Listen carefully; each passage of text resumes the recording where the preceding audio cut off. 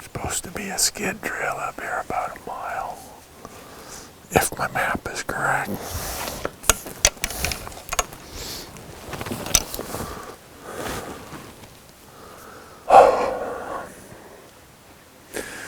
My liver's protesting this morning.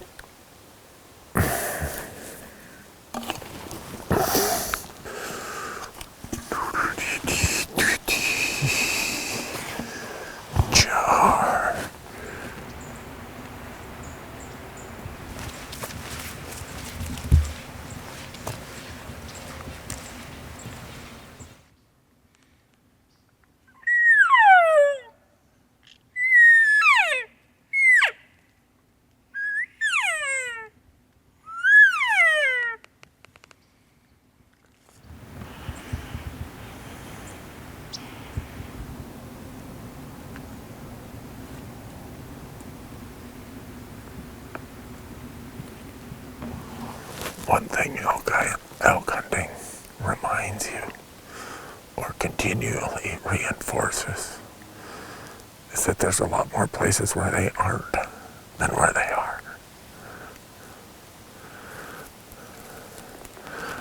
We're on e-scouting location number, I guess 18 or 20. It's only the third day. But this one is lower. It's in stuff that was logged 30 or 40 years ago. It was a little bit more open. There is a lot of feed to be had.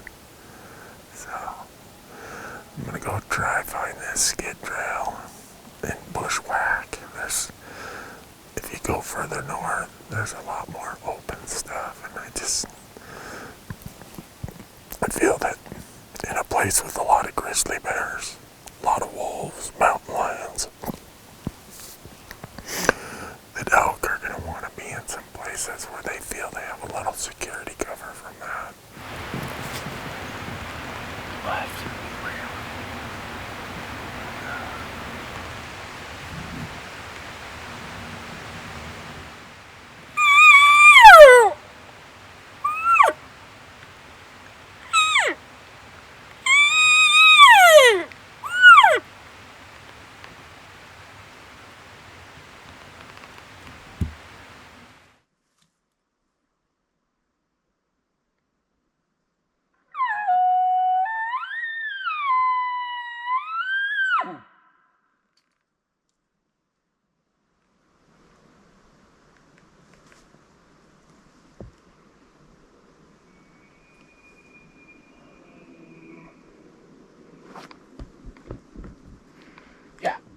He's up there. Finally. He's up there.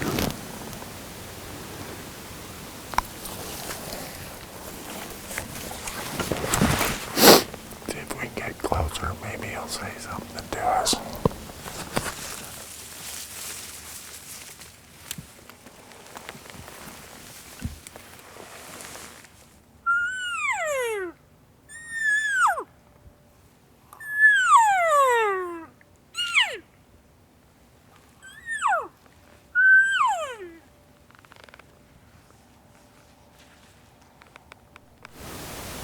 Still have a downhill thermal. I think he's working his way up the hill. After he heard the first bugle somewhere right in here. A few minutes later, Michael said he heard a further away bugle, and I think he went around this ridge. Just going up the hill. So we're gonna have to try to get up there and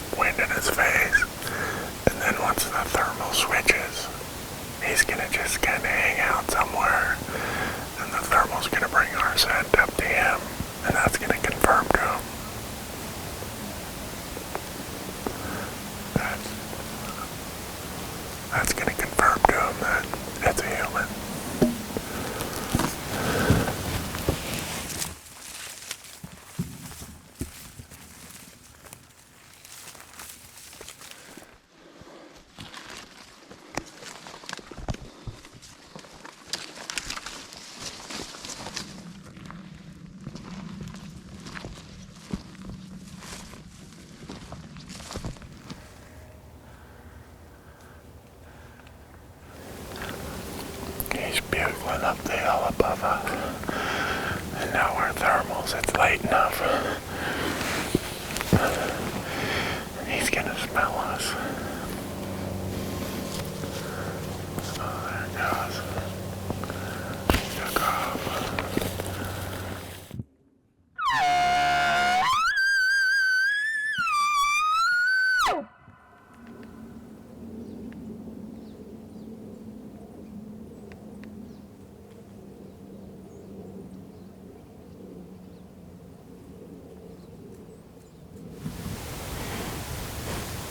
To gain another 200 feet of elevation, there's a bench up there.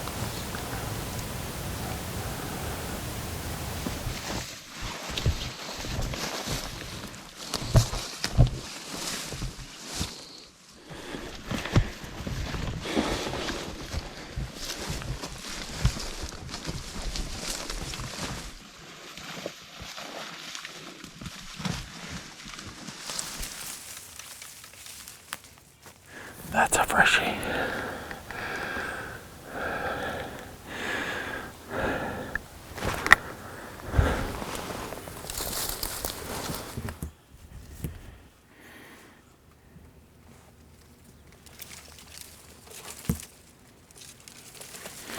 We just bumped a cow and a calf right ahead of us. I don't know if they smelled us, saw us, or heard us. Our combination, but they were just out there about 150 yards. They just went up this way.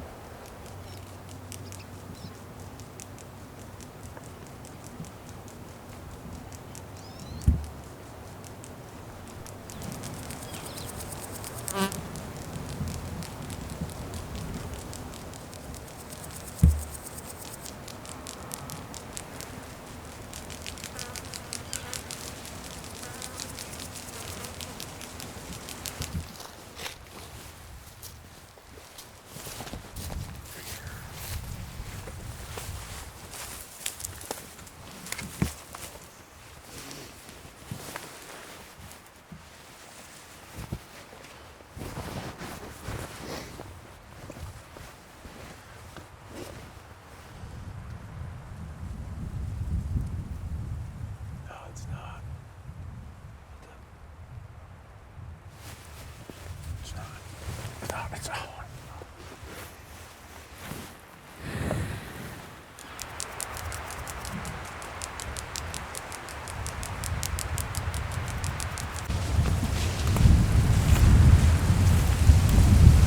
Randy. Those cows just came right here. They just ran off.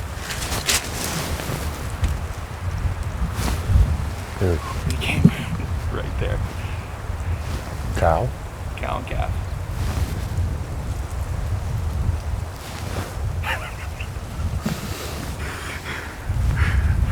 I don't know if I got any footage of them. They came right up here.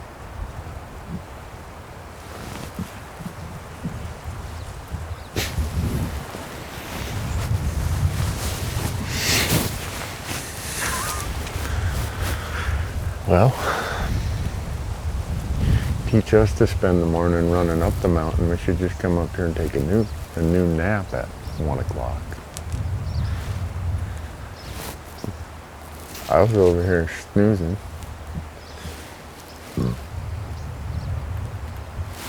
We saw 2 elk earlier this morning. We heard the bull pushing the cows up that way. So we thought, well, we'll just wait here and see what they do. Well, earlier Michael said he swore he heard some cows calling over there. And then he said just now while I was laying, they popped up right here. Like 30 yards. Yeah. Sorry, Michael. That's all good. That's the way she goes. I can't believe that. I can believe it. Yeah, that's all good. Probably I'd rather not pack out a cow up here. Yeah. Part of the problem today, folks, is a lot of you know that I have a bum liver. It's giving me some fits today, so I've been trying to, once we did the 3 or whatever hour trek to get up here, I thought, I'm just going to try to let my liver rest and catch up. And that's when the elk come by. Sorry, Michael. It's all good, man. What kind of hunter do you have that you're supposed to be hunting with today? It's really fine.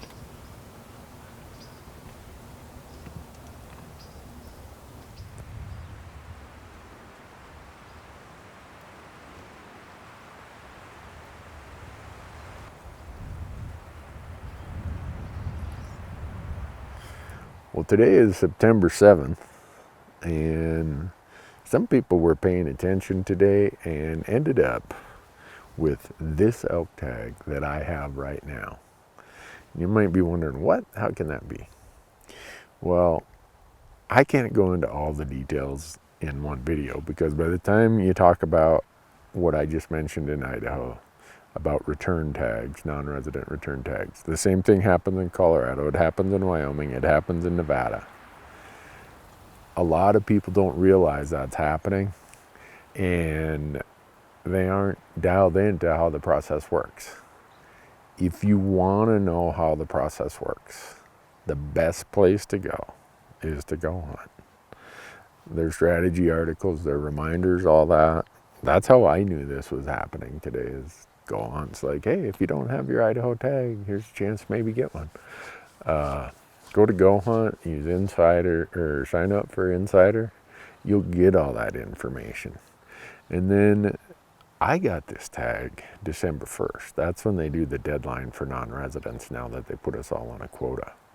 And it's really a screwed up system. This is the first year I ever got a place far enough in line that I could actually get a tag. They have you show up that morning in their virtual room, and then they assign you all of us in a random order. And it's like when you go to DMV and you got to pull a ticket, right? And you got to wait till the number's called. Well, that's how Idaho does it, and they do it on December 1st. Well, last year was the first year I ever got a number that was under 14,000, so I was able to get this tag as a general tag. So if you're a non-resident and you want to be hunting Idaho next year, go sign up for Insider. It'll give you all the details, everything you need to know of how to be sitting in this spot next year. But also, for those, and by the time this video airs, it's mostly going to be done with all the leftover and return tags. But for next year, if you don't draw, be paying attention to those return tags. And they mostly come out in July, August, September. And if you aren't paying attention, it's one opportunity that you maybe could have had that you didn't get. I mean, that's just one of the many benefits of the Insider package. So go there, check it out. And if you use promo code Randy, they always give you a big discount. Usually it's $50 in their gear shop, like mad money. I hope you all get an elk tag next year. Because even if you don't get an elk hunting is about as much fun as anything we do. I've hunted most everything in North America, from brown bears, black bears, pronghorn, mule deer, whitetail, moose, mountain goat, Dall sheep. Never had a bighorn sheep tag. And elk. And there's just something mesmerizing about elk. Until I can't get out of the truck, I'm gonna elk hunt every year I possibly can. And even when I get so old that I can't get out of the truck, hopefully someone will just invite me to their elk camp and I can sit around and make coffee for them. Maybe Michael and Marcus will invite me to their elk camp, and I'll just be over there nodding off, waiting for the updates when they get back, make them coffee in the morning. That's how bad I want to continue to be elk hunting. I'd even go do it even if I wasn't capable. So I hope everybody comes and does it. It will definitely change your ideas about big landscapes, about difficult terrain, about smart animals, about challenge, and about how cool it is that in North America we get to do this.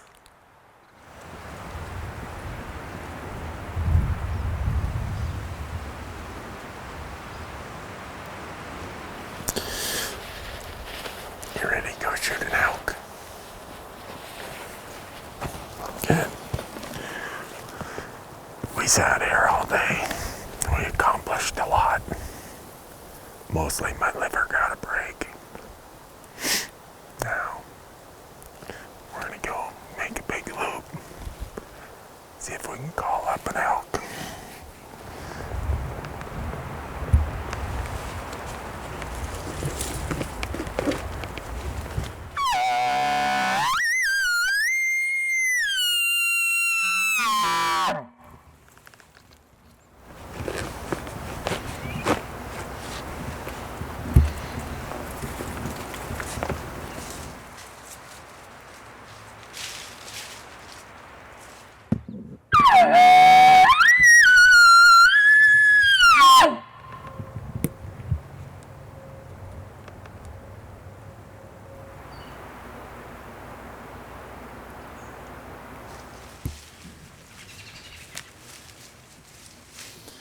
Well, folks, it's halftime.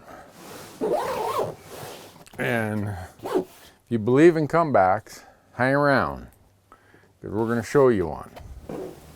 That's it for today. We're going to go back to the cabin and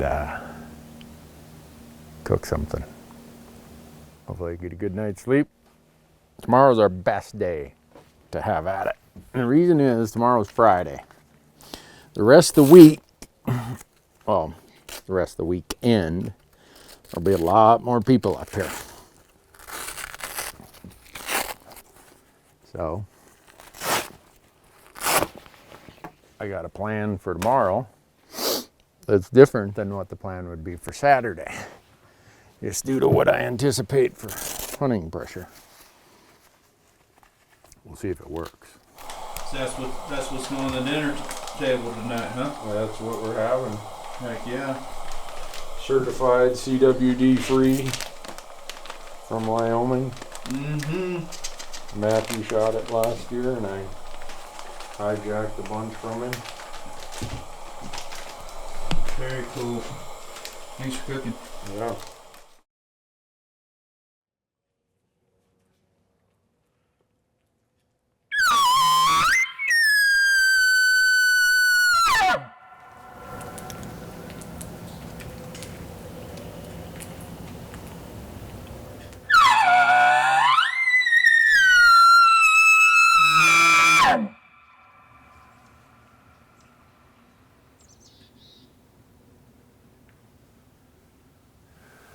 That would just call off all of these points and knobs, and sometimes when you do that, when there's as many roads as there are in Idaho, the elk are out on some ridge or some point above you or down in a valley below you, and they'll make a noise because they can't get away from roads when there's that many roads. So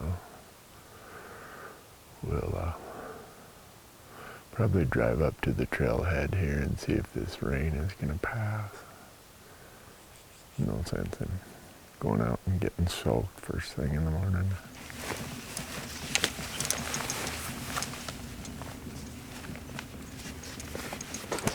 The rain has went that way, and the elk are that way. We're just going to let the rain pass. We're going to follow behind it, shoot a big elk. We got to get Michael jazzed up this morning. Oh, Michael, there's a trout. There's a little trout in here. See him right here? Mudding it up. Right there. Oh yeah. Poor guys. Yeah, he's going to have a tough go of it. He needs to get upstream. Yeah.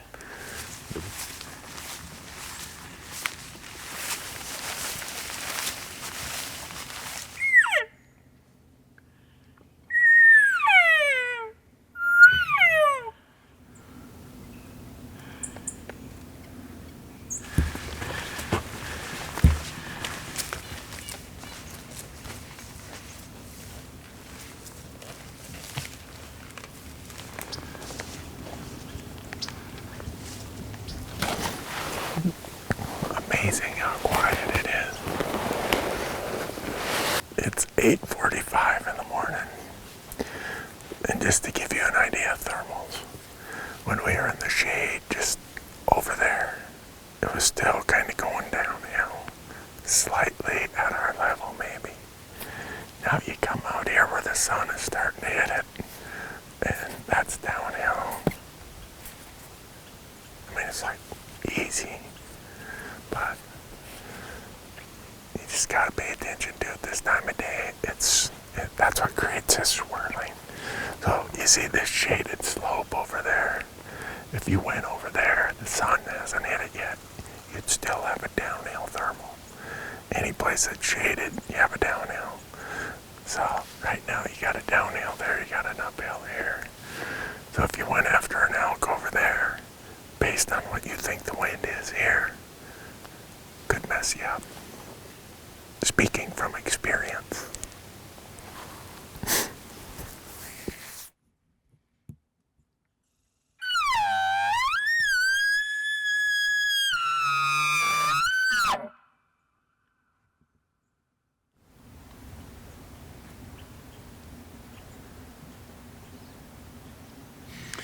Well, I know this every time I hunt in this part of Montana and Idaho.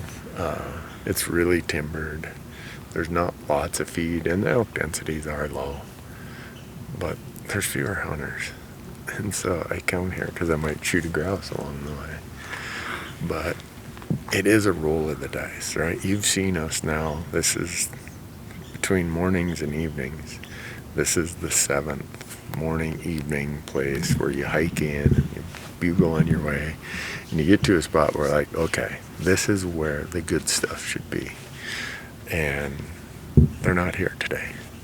And they weren't here on Wednesday. And yesterday morning we bugled. I thought they were going to be low. They're way up high. So we go chase them up high.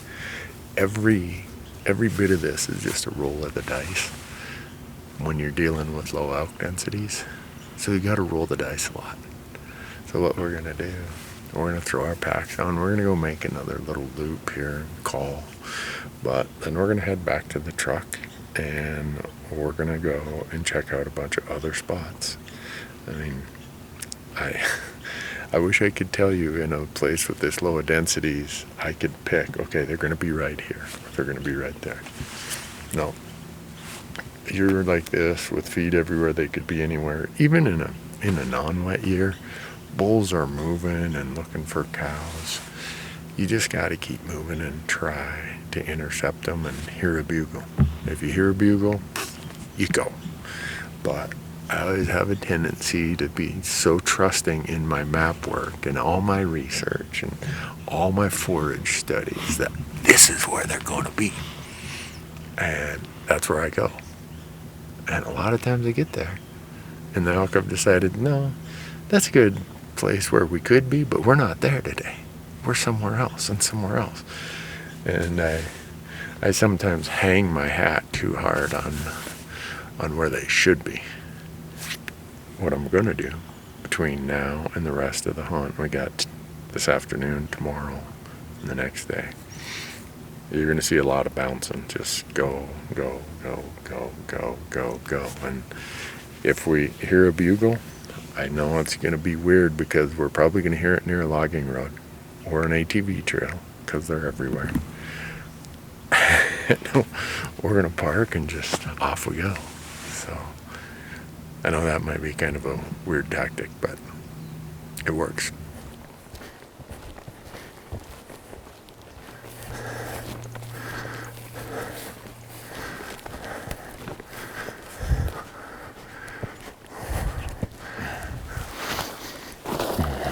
Stand back, boys. Time for the big dog to do his magic here. Michael Parente is gonna lead us to the promised land. I can't believe I'm still having this much fun on the afternoon of day 4 and not having laid eyes on a bull elk yet. When you're doing your e-scouting, that's probably the best elk sign you'll find right there. Quit your grinning and grab your linen. It's laundry time. We're about ready to clean house here.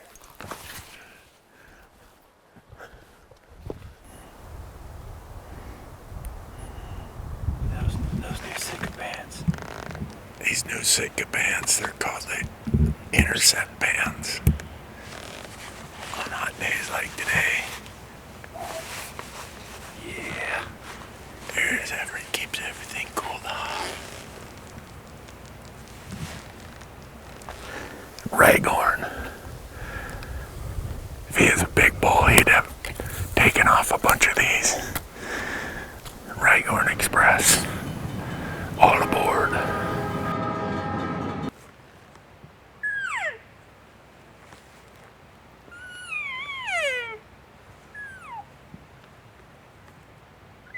You might wonder why we stopped in such a nondescript place to call. Like right now, it stinks like elk so bad when the wind comes this way.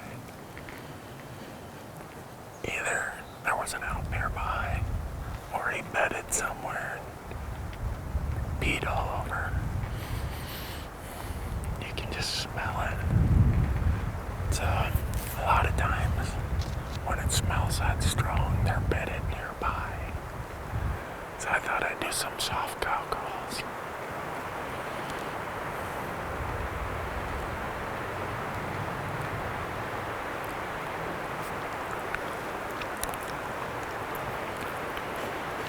Wow.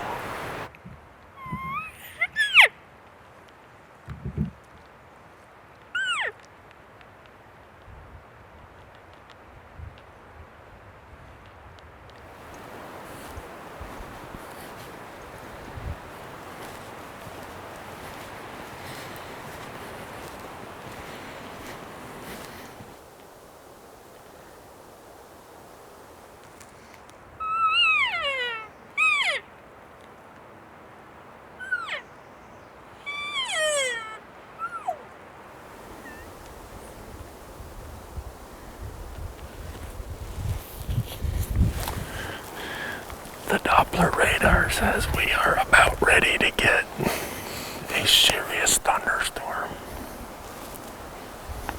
It's coming this way. We might just luck out and only be on the fringe of it.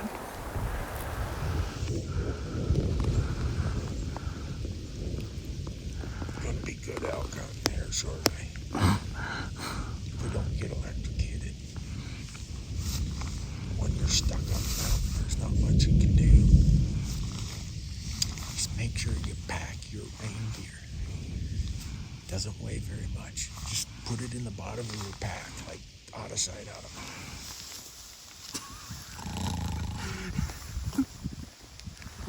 It's raining, boys. Nap time.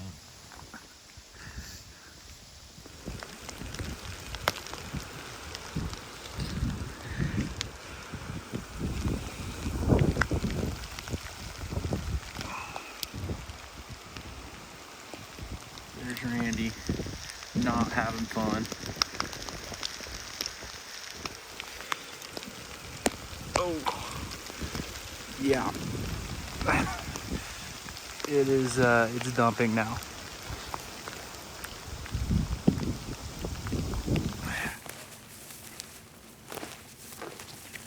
Well, we're back at it. Had to sit out about an hour and 15 minutes of rain. And now it's cleared off and we got the best 2 hours of the evening ahead of us.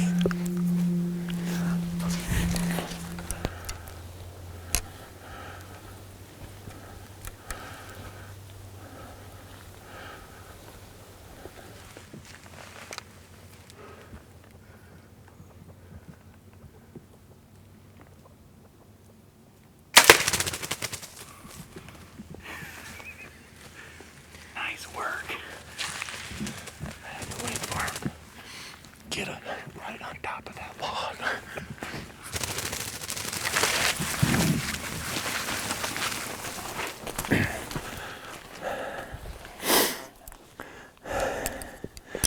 Unfortunately, I hit him right back there, but that'll be okay. This is the only shot I had. was standing on this log, and there's like this little window to thread the arrow through.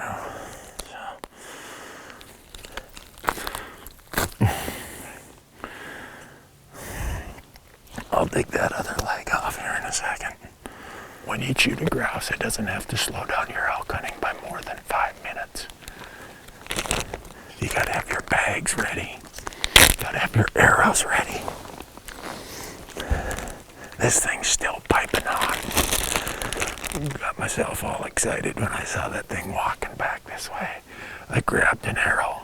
I thought I'd grab the small game point. I grabbed a broadhead, and Michael's like, hey, you got a broadhead on.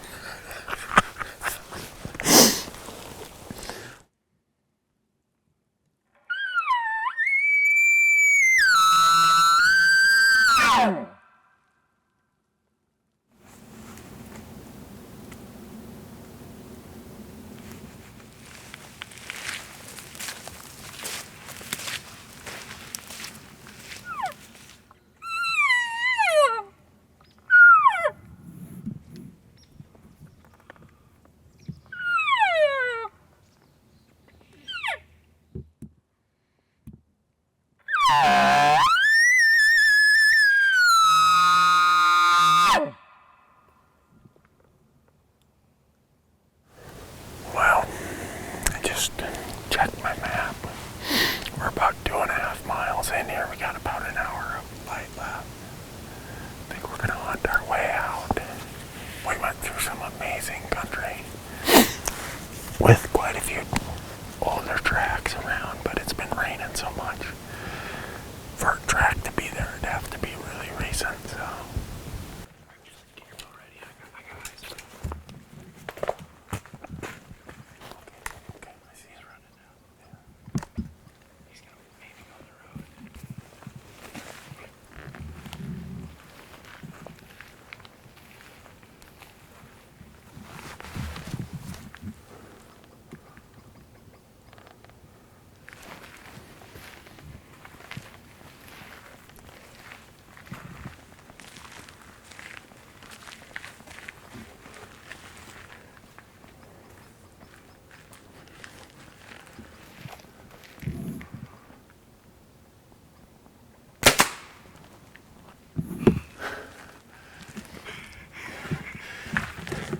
He ghosted us earlier.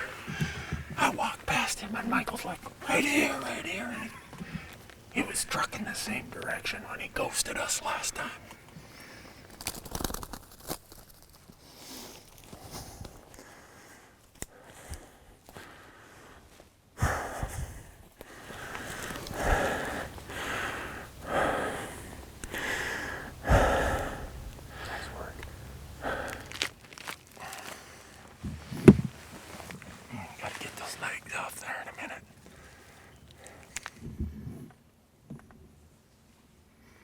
You know, on at Gerber.com, you can get yourself one of those fresh tracks knives called a fastball. They always keep the legs. They're really good. Well, folks, every once in a while a grouse hunt turns into an elk hunt, but maybe not today. And I know some of you say, oh no, Randy, this is an elk hunt that turns into a grouse hunt. No, every hunt is first and foremost a grouse hunt. If there's some elk bugling, well, we're prepared.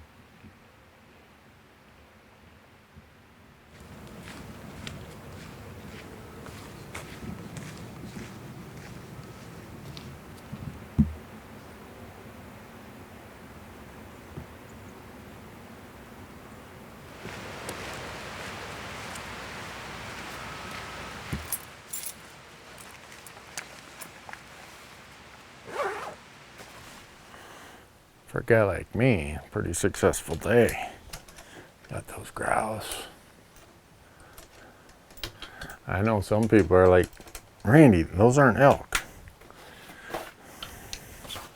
That doesn't matter. Way easier to pack out 2 grouse than it is even part of an elk. And if you like grouse as much as I do, you would prefer grouse over elk. I know that's blasphemy to some people, but you give me rough grouse versus elk all day, every day. But here's the problem. My wife might see this episode and say, hey, you shot some grouse. Where are they? Because she loves grouse. And I'm going to have to fess up that Michael and I ate them tonight. Fried taters with onions. And we're about ready. Beautiful. Alright. I'm going to do big old blue grouse. Gotta get that finger off there. Pretty good, huh?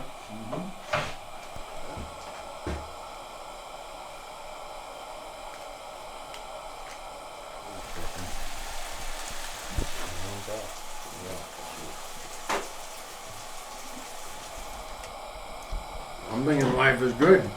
Grouse. Cheers. Thank you very much, Randy. See you guys in the morning.